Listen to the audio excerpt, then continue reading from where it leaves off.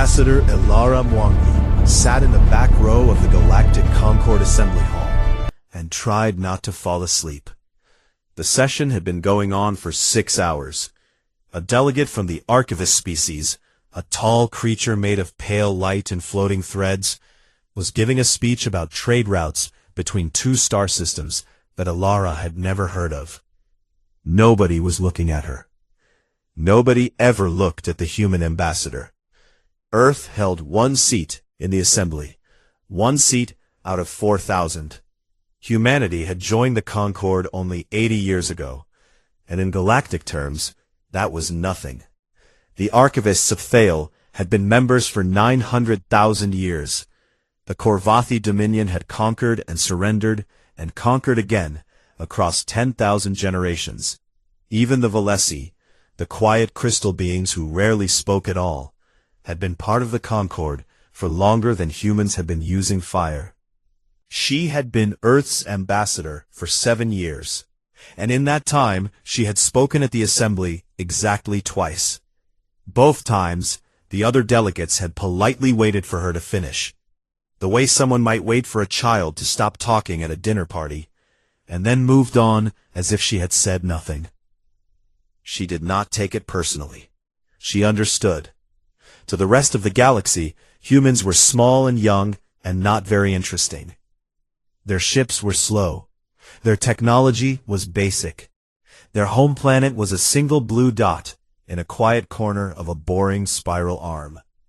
The only reason Earth had a seat at all was because the Concord had a policy of including every species that achieved faster-than-light travel, no matter how unimpressive they were. Elara checked her messages on a small device hidden under the table. There was a note from her daughter back on Earth, a picture of a cat, and a weather report from Nairobi. It was raining at home. Then every light in the assembly hall went out. It happened all at once. The massive holographic displays that covered the ceiling, the communication panels at every desk, the gentle glow of the archivist delegate's body, all of it went dark. For 1 long second, the hall was completely silent and completely black. Then the screaming started. Elara had been in dark rooms before. She had been in earthquakes and power failures and one very bad hurricane when she was a girl in Mombasa. She knew the sound of people who were afraid. But this was different. These were not human screams. These were the sounds of 4,000 alien species realizing, all at the same time, that something had gone terribly wrong. The emergency lights came on, dim red things that barely showed the edges of the room. Elara could see delegates running, climbing over seats, pushing toward the exits. A group of Korvathi soldiers, huge and armored, were shouting orders in their deep rumbling language. The archivist delegate had collapsed to the floor and was not moving at all. Elara stayed in her seat. She pulled out her communication device and tried to connect to the Concord network. Nothing. She tried the backup network. Nothing.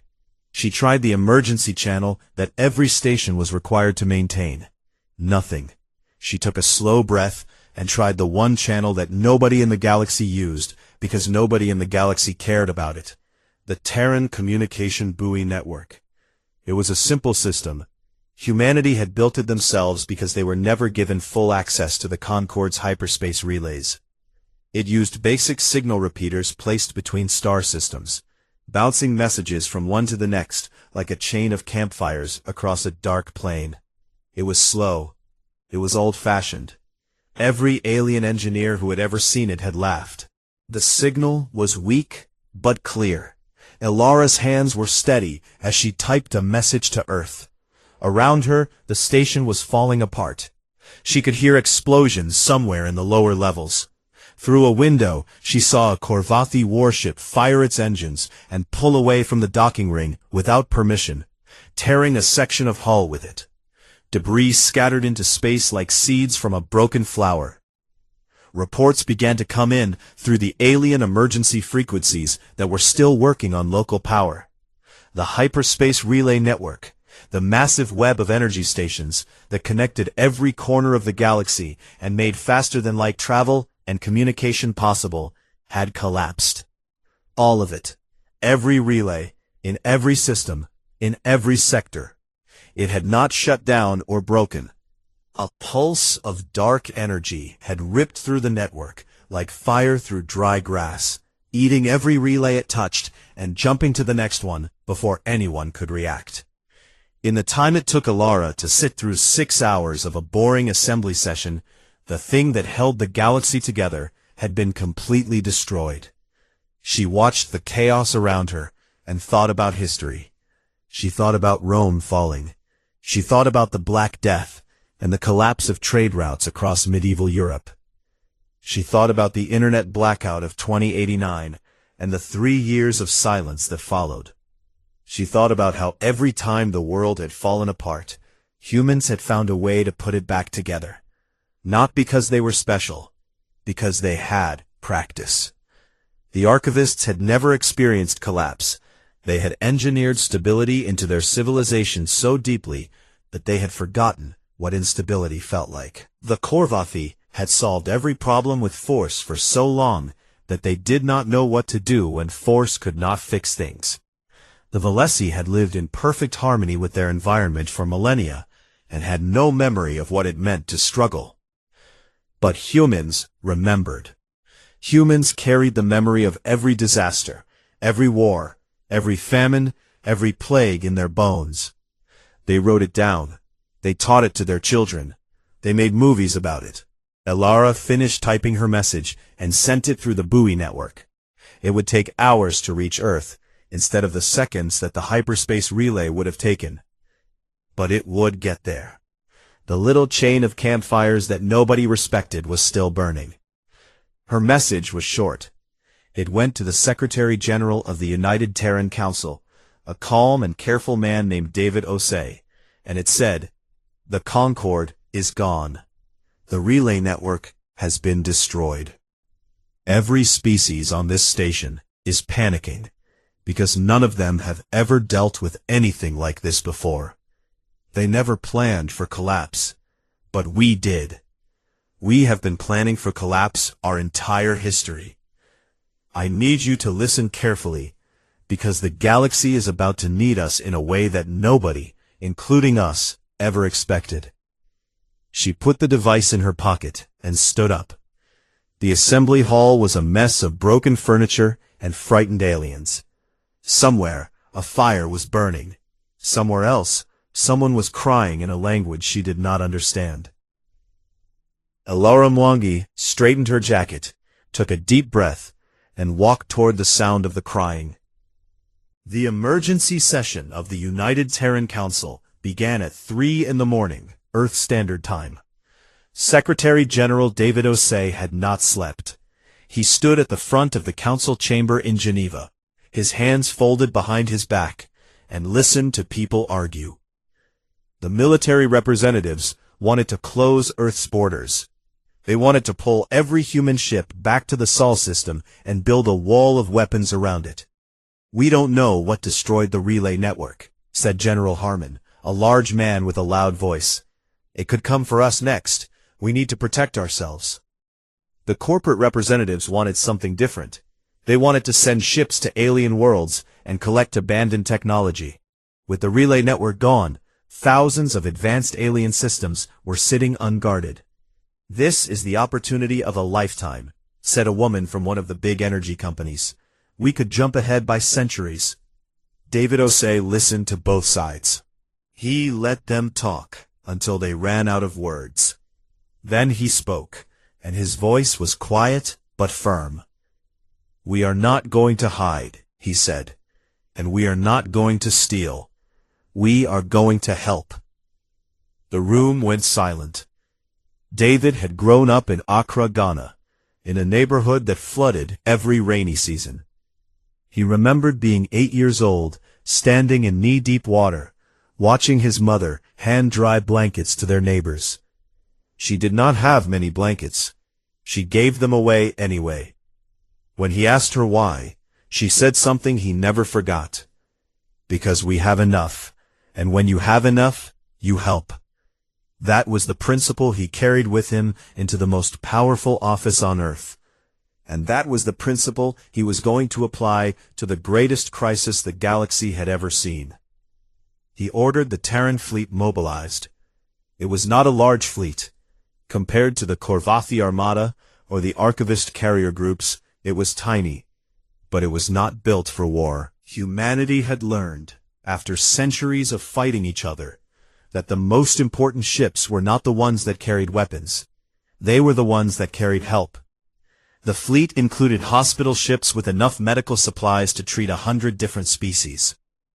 It included engineering vessels loaded with tools and spare parts, and the kind of basic sturdy technology that did not need a hyperspace relay to function. It included seed arcs, massive ships filled with genetic material and agricultural equipment that could help feed a starving world. And it included communication ships that carried copies of the Terran buoy network, ready to be deployed between star systems to rebuild basic contact. None of these ships were fast. None of them were impressive. A Corvathi commander would have laughed at them. But they were exactly what the galaxy needed. David split the fleet into 12 groups and sent them to the 12 nearest alien systems. Each group carried the same orders: arrive, assess the situation, offer help, do not fight, do not take anything, do not judge, just help. On the orbital station Axiom Primus, Ilara Mwangi was doing her own kind of helping. The station had become a war zone. 3 different species had tried to seize control in the first 12 hours after the cascade. The Corvathi soldiers had locked down the military decks. A group of Scythari, smooth silver beings governed by artificial intelligence, had taken over the communications center. And a dozen smaller delegations had barricaded themselves in their quarters and refused to come out. Ilara moved between these groups like a ghost. She knocked on barricaded doors and spoke softly. She brought water to frightened delegates who had not eaten in a day. She sat with the archivist delegate, who was still lying on the floor of the assembly hall, and held its flickering hand, even though she did not know if it could hear her. She had no authority. She represented the least powerful species in the Concord, but she had something that none of the alien diplomats had: experience with chaos. Ilara had grown up during the water crisis of 2291, when 3 continents ran dry and 2 billion people had to be relocated in 18 months. She had been a relief worker before she became a diplomat. She knew how to talk to frighten people. She knew how to make deals when everyone was desperate. She knew how to find the one thing that each side needed and use it to bring them to the table. She discovered that the Corvathi were afraid, not of the cascade itself, but of what would happen to their outer colonies. The Corvathi Dominion was a military empire that stretched across hundreds of systems, and all of those systems depended on the relay network for food shipments. Without the relays, the outer colonies would starve within weeks. The Corvathi soldiers on Axiom Primus were not trying to conquer the station. They were trying to find a way to save their people. Ilara went to them with an offer. Earth's fleet was already heading toward the nearest systems with food and supplies. She could redirect one of the agricultural ships to Corvathi space. In exchange, the Corvathi would stand down on the station and stop threatening the other delegates. The Corvathi commander, a scarred veteran named Thok, stared at her for a long time. He was twice her height and 3 times her weight, with armor that could stop a plasma bolt. She was a middle-aged woman in a wrinkled suit who had not slept in 30 hours. "Why would humans help us?" Thok asked. "We have done nothing for your kind. We voted against your membership in the Concord. We called your species vermin." Ilara shrugged. "I know. But your people are hungry, and we have food. That seems more important right now than who said what at a meeting." Thok was quiet for a long time. Then he did something that no Corvathi commander had done in recorded history. He bowed his head to a human. "Your terms are accepted," he said. Words spread through the station. The small, unimportant human ambassador was making deals. She was solving problems. She was not doing it with threats or weapons or political tricks. She was doing it by listening to what people needed and finding ways to give it to them. Other delegates began coming to her. The Velesi needed atmospheric regulators. The Drenai needed protection from pirates who were already taking advantage of the chaos. The Morhani needed medicine for a disease that their automated systems could no longer synthesize. Ilara wrote everything down in a small notebook, actual paper, which the aliens found bizarre, and sent messages to Earth through the buoy network, requesting specific supplies for specific needs. David Osei received these messages and filled every request he could. He did not ask for anything in return. He did not set conditions. He simply sent what was needed, because that was what the doctrine of enough required. Not everyone on Earth agreed with this approach. There were angry voices in the council who said humanity was wasting its resources on aliens who had never cared about them. There were protests in several cities. A popular news commentator called David Osei a fool who was giving away Earth's future. David ignored them. He had read enough history to know that the people who helped during a crisis were the ones who shaped what came after. The ones who hid or took advantage were remembered too, but not kindly. 3 days after the cascade, a Korvathi war fleet arrived at Axiom Primus. 12 heavy cruisers, armed to the teeth, demanding that the station surrender to Korvathi authority. Commander Thok's ceasefire meant nothing to the fleet admiral, who had not been part of the agreement. Every delegate on the station froze. The Sithari calculated the odds of survival and found them poor. The Velesi began their death songs, a sound like wind chimes in a storm. Ilara Mwangi walked to the station's main communication array, opened a channel to the Korvathi fleet, and spoke in a calm, clear voice. "Admiral, my name is Ilara Mwangi. I represent Earth. You can take this station if you want. We cannot stop you. But I want you to know that right now, 3 human ships are on their way to your outer colonies with enough food to keep your people alive for 6 months. If you attack this station, those ships will turn around. Not because we want to punish you, but because the people on this station need protecting too. And we will have to use those resources here instead." She paused and let that sink in. "You can have this station, or you can have your people fed.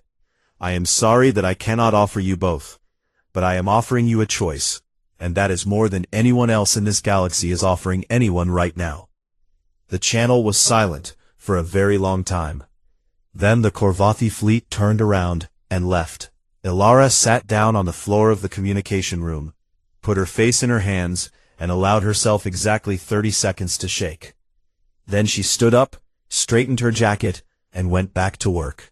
2 weeks after the cascade, the human hospital ship Mercy of Lagos entered orbit around the Velesi homeworld, and Dr. Yuki Tanaka looked out the window and felt her heart break. The planet below was dying. The Velesi were crystalline beings, beautiful, fragile creatures whose bodies were made of living mineral that grew and shifted like slow glass. They needed a very specific atmosphere to survive, a precise mix of gases kept at an exact temperature by a network of regulators that had been running without interruption for 11,000 years. Those regulators were connected to the hyperspace relay network for power and coordination. When the relays fell, the regulators began to fail. The atmosphere was changing. It was getting warmer. And when it got too warm, the Velesi would crack and shatter like ice in sunlight. Yuki was a trauma surgeon, not an atmospheric engineer. But she had grown up in Osaka, a city that had been rebuilt 4 times, after earthquakes, after floods, after the Great Fire of 2187, and after the economic collapse that followed. She understood broken systems. She understood that sometimes the best solution was not the most advanced one, but the one that actually worked. She gathered her team, 6 doctors, 4 engineers, and a botanist who had come along because nobody told her she could not, and they landed on the Valesi surface. The Valesi elder who met them was named something that sounded like wind passing through a glass forest. Yuki called her Arya, because the sound was musical. Arya was old. Parts of her crystalline body had already begun to cloud, which meant the atmospheric damage was reaching her. "Your regulators," Yuki said through a translation device. "Show me the oldest ones, the ones from before you connected to the relay network." Nobody asked about the old systems. They were relics, museum pieces, technology so primitive that the Valesi had forgotten how they worked. But she led Yuki to a storage facility deep underground, and there they were. Simple mechanical atmospheric processors, powered by geothermal energy, maintained by hand. They were 10,000 years old and covered in dust. Yuki smiled. "These will work," she said. It took 3 days. Yuki's engineers rebuilt the old processors using parts from the hospital ship and materials the Valesi had lying around. The botanist, whose name was Clara, figured out that certain Valesi plants could filter the atmosphere naturally if planted in large enough numbers, which nobody had considered because the regulators had always done the job. They planted thousands of them. On the 3rd day, the atmospheric readings stabilized. The Valesi stopped cracking. Arya stood before Yuki and her team, and her crystalline body rang with a sound that the translation device could not fully capture. It was gratitude and shame and wonder, all mixed together. "We forgot," Arya said. "We forgot how to save ourselves. You remembered for us." Yuki shook her head. "We did not remember for you. We just know what it is like to lose everything and have to start over with whatever you have left. That is all we did. We started over." 12 light years away, a very different kind of human was doing a very different kind of work. Captain Amir Johal stood on the bridge of the Terran frigate Steady Hand and watched a Korvathi invasion fleet approach the Drenai colony of Tessala. The Drenai were small, gentle beings who lived in floating cities above gas giant planets. They had no weapons. They had no military. They had never needed one, because the Concord had always protected them. The Concord was gone, and the Korvathi wanted their fuel reserves. Amir had 1 ship. The Korvathi had 40. His orders were clear: protect the Drenai if possible. Do not start a war. He had spent 3 hours trying to figure out how to do both of those things at the same time, and he had come up with a plan that was either brilliant or insane. He opened a broadband communication channel, the kind that everyone in the area could hear, and he began to speak in Korvathi. Not modern Korvathi, ancient Korvathi, the old tongue, the language of their founding myths, the words that Korvathi children heard in stories before they were old enough to hold a weapon. Amir had spent 2 years learning it from historical records, because he believed that understanding someone's oldest stories was the key to understanding their heart. It was called The Last Shield of Morath, and it was about a Korvathi warrior who stood alone against an army, not to fight, but to protect a village of farmers who could not protect themselves. In the poem, the warrior did not win through strength. She won because the enemy commander recognized that destroying the helpless was not victory. It was emptiness. The Korvathi fleet went silent. 40 warships bristling with weapons that could crack a moon in half, and not one of them made a sound. Then the fleet commander, a female Korvathi named Dressa, opened a private channel to Amir's ship. "Where did you learn that?" she asked. Her voice was rough, but there was something underneath it that might have been emotion. "From your own archives," Amir said. "It is a beautiful poem. I thought it was worth remembering." "That poem is 3,000 years old. Most Korvathi do not know it." "I know. That seemed like a shame." Then she said, "You cannot stop us, human. You have 1 small ship." "I know that too," Amir said, "but I am here anyway, just like the warrior in the poem." The fleet held position for 6 hours. During those 6 hours, 3 more Terran ships arrived, not warships, but supply vessels from the growing coalition. Behind them came a Valesi science ship that had volunteered to help after Yuki's team saved their world. And behind that came a Korvathi transport commanded by Thok, the same commander who had bowed his head to Alara on Axiom Primus. Thok contacted Dressa directly and told her what the humans were doing across the galaxy. Feeding people, fixing things, asking for nothing. He told her about the food ships heading to the Korvathi outer colonies. He told her that his people were alive because a human woman in a wrinkled suit had made a deal with him in good faith and kept her word. The Drenai colony of Tessala survived, but not everything was going well. On Axiom Primus, Ilara faced a new problem. The Scythari Collective, the species governed by artificial intelligence, had been watching humanity's actions with growing suspicion. Their AI had run probability models and concluded that the cascade was too convenient for humans. Humanity was the only species with independent communication. Humanity was the only species sending help. Humanity was rapidly becoming the most important political force in the galaxy. The math, the Scythari said, suggested that humans had caused the cascade themselves. The accusations spread like poison. Delegates who had been grateful began to whisper. Species who had accepted human help began to wonder if they had been tricked. Ilara was furious, not at the Scythari, but at the small part of her that knew the accusation was not entirely baseless. Not the part about causing the cascade, that was absurd, but the part about taking advantage of it?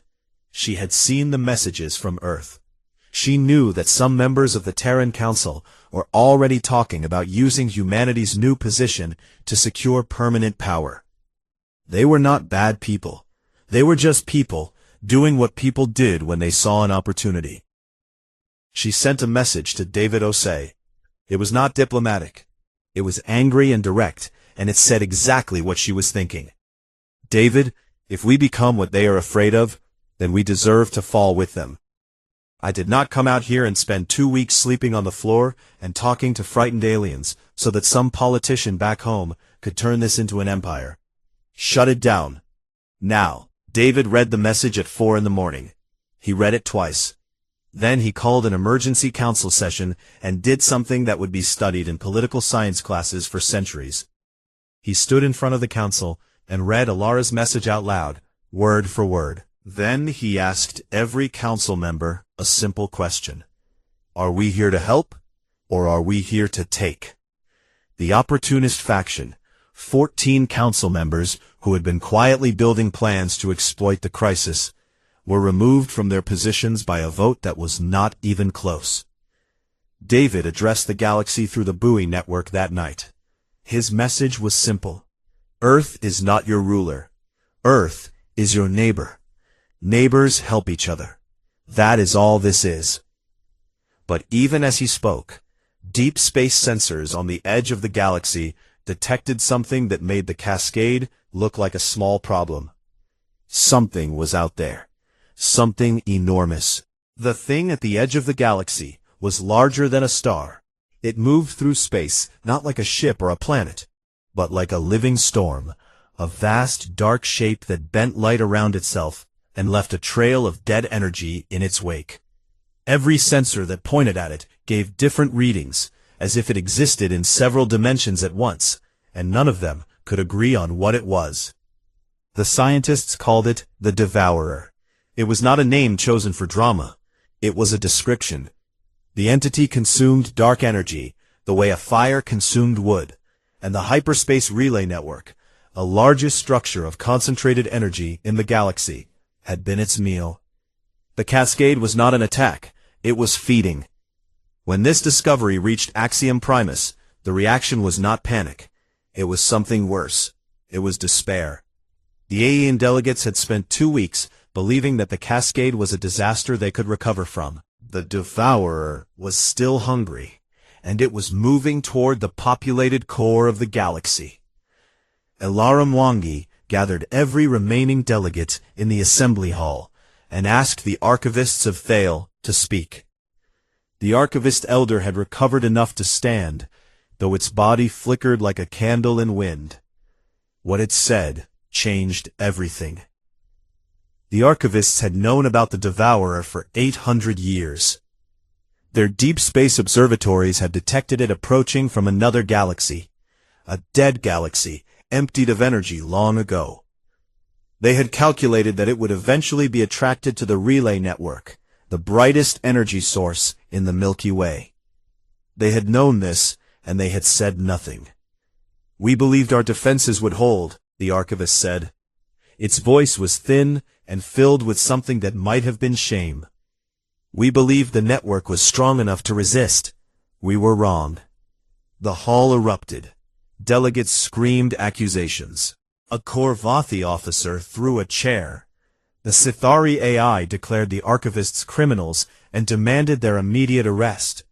For a moment, it seemed like the fragile peace that Alara had built would shatter completely. Alara let them rage. She stood quietly at the front of the hall and waited. When the shouting finally died down, she spoke. "Being angry at the archivists will not stop the Devourer," she said. "The only question that matters right now is, what do we do next?" What followed was the most intense period of cooperation in galactic history. It was not smooth. It was not easy. Species that had never worked together were forced to share knowledge, resources, and ideas. Old enemies had to sit in the same room and solve problems together. It was messy and loud and full of arguments, and it worked because Alara and her team simply refused to let it fail. The first problem was communication. The relay network was gone and could never be rebuilt. Doing so would only attract the Devourer again. The galaxy needed a new way to talk to itself. Earth's buoy network was the only model that worked, but it was too slow and too small. Valesi scientists and archivist engineers worked together, an alliance that would have been unthinkable a month earlier, to redesign the buoy system. They made it faster and gave it more range, but kept its core principle: small, distributed, and low energy. Nothing that would shine like a beacon in the dark. The new network was called the Whisper Web, because it was designed to be quiet. The second problem was the Devourer itself. It was still moving inward, still consuming stray energy wherever it found it. Entire star systems went dark as it passed near them, their power grids drained like water from a broken cup. Something had to be done to stop it or redirect it. They gathered their remaining war fleet, over 200 heavy cruisers, and proposed a direct attack. It was brave, and it was foolish, and everyone knew it, including the Korvathi. But they were warriors, and fighting was what they knew how to do. A human physicist named Dr. Ramon Alvarez suggested a different approach. He had been studying the Devourer's energy patterns and had noticed something that the others had missed. The entity's movements were not random. They followed a rhythm, a slow, repeating pattern, like a heartbeat or a breathing cycle. The Devourer was not a machine. It was alive. "If it is alive," Ramon said at the joint science meeting, "then it might think. And if it thinks, then maybe we can talk to it." The alien scientist looked at him as if he had suggested setting himself on fire. The Korvathi commander called him insane. The Sithari AI calculated the probability of successfully communicating with a dark energy entity and announced that it was effectively 0. Ramon shrugged. "Humans have a long history of talking to things that probably cannot understand us," he said. "Dogs, babies, plants, the ocean. Sometimes it works, sometimes it does not, but we always try." Ilara supported the plan. David Osei authorized it. A small ship was prepared, a Terran scout vessel called the Patience, chosen because it was the quietest ship in the fleet with the smallest energy signature. The crew was 12 people. Not soldiers, not scientists, mostly. They were chosen for a very specific and very human reason. They were good at connecting with things that were different from themselves. There were linguists who had spent their careers translating dead alien languages.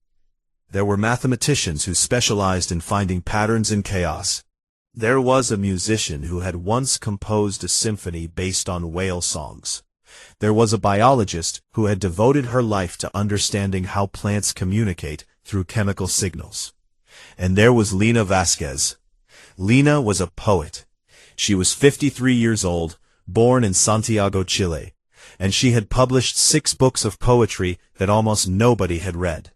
She had been working as a translator on Axiom Primus when the cascade hit, and she had volunteered for the Patience mission because, as she put it, if we are going to talk to something that old and that strange, we should bring someone who is comfortable with mystery. The Patience launched on a Tuesday. It carried no weapons. Its communication array had been rebuilt to broadcast on every frequency, wavelength, and energy band that human technology could produce. In its computer were stored the complete works of every human language, every mathematical proof, every piece of music ever recorded, and every attempt humanity had ever made to say hello to something unknown. The journey to the galaxy's edge took 9 days. The crew spent that time preparing, arguing, and being afraid. They did not hide their fear from each other. They talked about it openly, which was something humans did and most alien species did not. Fear for humans was not a weakness to be suppressed. It was information to be shared. On the 9th day, the Patience reached the outer boundary of the Devourer's field. The entity filled the view screen from edge to edge, a darkness that was somehow darker than space, a shape that moved like smoke and ocean currents at the same time. The ship's instruments went wild. Energy readings spiked and dropped and spiked again. The hull groaned as forces that the engineers had no name for pressed against it. Lina Vasquez sat in the communication chair and looked at the Devourer. She was afraid. Her hands were shaking. But she had read every report, studied every theory, and listened to every recording of the entity's energy patterns. She had heard the rhythm that Ramon Alvarez had discovered, and she had recognized it. It was not a heartbeat. It was not breathing. It was searching. The same pattern, repeated over and over, like someone calling out in the dark and waiting for an answer. Lina opened the communication array. She did not send a mathematical sequence, or a translation algorithm, or a radio greeting.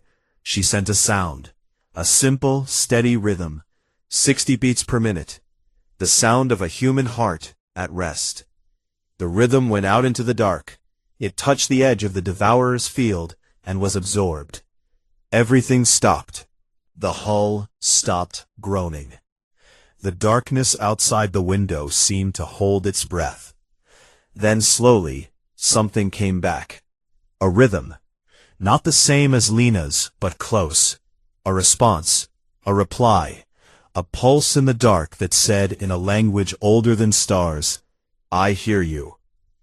Lina Vasquez, the poet from Santiago, who almost nobody had heard of, closed her eyes and whispered, "Hello." Behind her, the crew of the Patience began to cry, not from fear, from the overwhelming, impossible feeling of hearing something ancient and alone say hello back. The conversation between the crew of the Patience and the Devourer lasted 11 days. It was not a conversation in any normal sense. There were no words, no grammar, no sentences. It was more like two people sitting in a dark room, learning to breathe at the same rhythm, slowly building trust through sound and silence. Lina Vasquez barely slept during those 11 days. She sat in the communication chair for hours at a time, sending rhythms and receiving rhythms, building a language out of nothing. The mathematicians on the crew found patterns in the Devourer's responses and mapped them. The linguists built a framework of meaning from those patterns. The musician discovered that certain harmonic frequencies made the entity respond with something that felt like curiosity, and others made it respond with something that felt like sadness. On the 4th day, they learned the Devourer's story. It came in fragments, pulses of energy that the crew translated into images and feelings rather than words. The entity was old, not thousands of years old or millions of years old, but billions. It had been born in another galaxy, in a time when the universe was younger and the spaces between stars were smaller. It had lived among others of its kind, vast dark energy beings that moved between galaxies like whales moving between oceans. But its galaxy had died. Stars burned out, energy faded. One by one, the others of its kind starved and went dark. The Devourer was the last.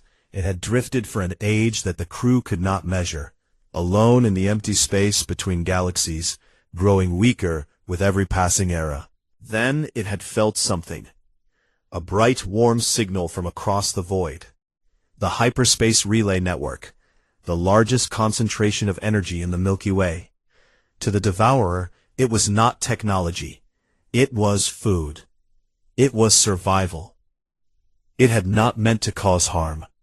It did not know that tiny beings lived among the stars it was approaching. It did not understand what the relay network was or who had built it. It only knew that it was starving, and there was energy, and it needed to eat. When Lena understood this, she put her head down on the console and cried for a long time. Then she wiped her face and got back to work. "We need to feed it," she told the crew. "Not the relay network. Something else. Something sustainable." Dr. Ramon Alvarez, who had been consulting remotely from Axiom Primus through the Whisper Web, proposed a solution that the Valesi and the archivists said was impossible. A dark energy tap, a device that could draw energy from the fabric of space itself, the way a well draws water from underground. The physics were theoretical. Nobody had ever built one. The archivists said the math did not work. The Sathari AI said the engineering was beyond current capability. The human engineers said, "Let us try." It took 3 weeks. The Valesi contributed their knowledge of crystalline energy structures. The archivists, desperate to make up for their centuries of silence, shared research they had kept hidden for generations. The Korvathi provided raw materials from their mining worlds, delivered at speed by warships that had been built for battle and were now being used as cargo haulers. And the humans provided the one thing that held it all together: the stubborn, unreasonable belief that a problem could be solved even when every expert said it could not. The tap was built in orbit around a dead star near the galaxy's edge, a burned-out sun that had nothing left to give and nothing left to lose. It was an ugly thing, a mess of cables and crystals and improvised parts that looked like it had been assembled in a garage. The Valesi were embarrassed by it. The archivist said it would not last a year. The human engineer who led the project, a woman named Priya Sharma, said, "If it lasts a year, we will build a better one. That is how we do things." They activated the tap. Dark energy flowed. Not a lot. A thin, steady stream, like water from a slow spring. But it was enough. The Devourer felt it. Through the link that Lena and her crew had built over 11 days of patient communication, the entity turned its attention toward the dead star. It moved slowly, carefully, as if afraid that the offering might be a trick. It reached the tap and tasted the energy flowing from it. And it stopped. The great dark shape that had been moving toward the heart of the galaxy, consuming everything in its path, settled into orbit around the dead star like a tired animal lying down beside a fire. It fed. It rested. For the first time in billions of years, it was not starving. Across the galaxy, every species that was watching through the Whisper Web saw it happen. The Devourer stopped. The crisis was over.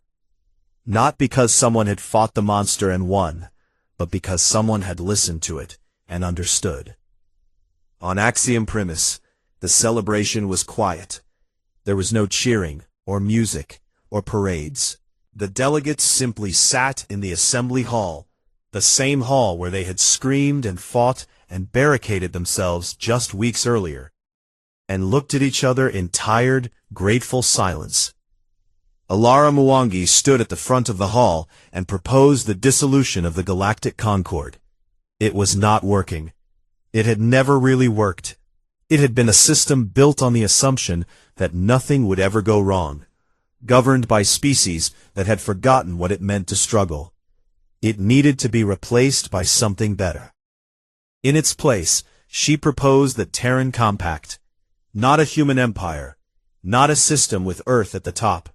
A cooperative framework, a set of simple rules for how species would work together, help each other, and share resources.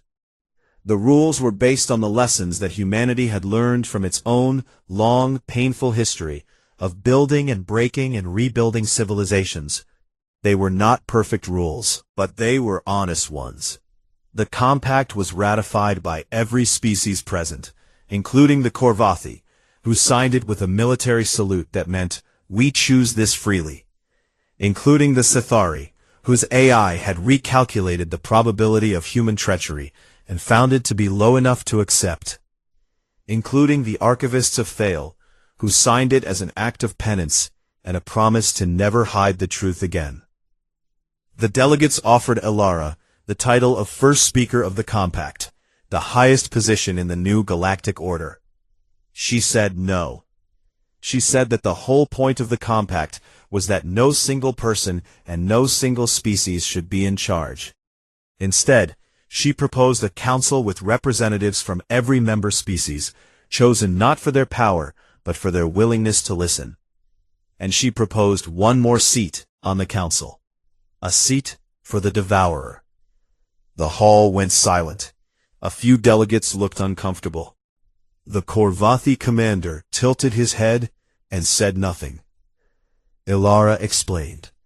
The Devourer was alive. It was intelligent. It was now a resident of the galaxy, living at its edge, sustained by the tap that everyone had built together. It deserved a voice. It deserved to be included. That was what the compact was about. The representative for the Devourer, she suggested, should be Lena Vasquez, the poet who had said hello to the darkness and heard it say hello back. The vote was unanimous. On Earth, Secretary General David Osei gave the last major address of his career. It was broadcast through the whisper web to every inhabited system, and it was heard by more beings than any speech in history. He stood in the council chamber in Geneva, the same room where he had decided to send help instead of hide, and he spoke simply.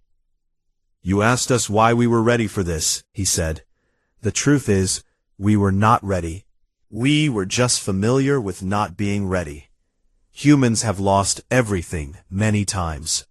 We have burned our own cities and poisoned our own rivers and fought wars over things that did not matter. We have been foolish and cruel and blind. But every time we fell, we chose to stand up again. Not because we were brave, because we did not know what else to do. That is not a human quality. That is what it means to be alive, to fall down and stand up and keep going. We just had more practice at it than most. And now we know something else. We know that we are not alone. We know that even the largest, oldest, strangest thing in the universe can be frightened and hungry and lost. And we know that the answer to that is not a weapon. It is a hand reaching out in the dark." He paused. He was tired. He was an old man who had not slept enough in the past month, and who missed his garden in Accra. "Be kind to each other," he said. "Be kind." Far away, at the edge of the galaxy, Lena Vasquez sat on the observation deck of the Patience. The ship was permanently stationed near the dead star now, close to the Devourer. She had chosen to stay. She could have gone home. She could have accepted awards and given speeches and been famous. But she had found something here that she had been looking for her whole life without knowing it. A purpose that was bigger than herself. The Devourer hummed in the void beside her. It was a sound that no human ear should have been able to hear, but the communication array translated it into something low and warm, like a whale singing in the deep ocean. Lena had learned to recognize its moods. Right now, it was content, fed and resting, and for the first time in longer than she could imagine, not alone. She opened her journal. It was a real paper journal, one of the last things she had brought from Earth. She uncapped a pen an actual pen, because some things did not need to be digital. And she wrote the first entry of what would eventually become the most widely read document in galactic history. Day 1. New neighbor moved in. Seems nice. A little hungry. We are working on it. She closed the journal and looked out the window. The dead star glowed faintly with the light of the energy tap. The devourer drifted around it, like a dark cloud around a small sun. Beyond them both, the galaxy stretched out in a river of light. Billions of stars, thousands of species, all of them, broken and healing and trying to figure out how to live together. It was not perfect. It would never be perfect. But it was alive, and it was trying, and for now, that was enough. Lena Vasquez smiled, leaned back in her chair, and listened to the sound of the universe breathing.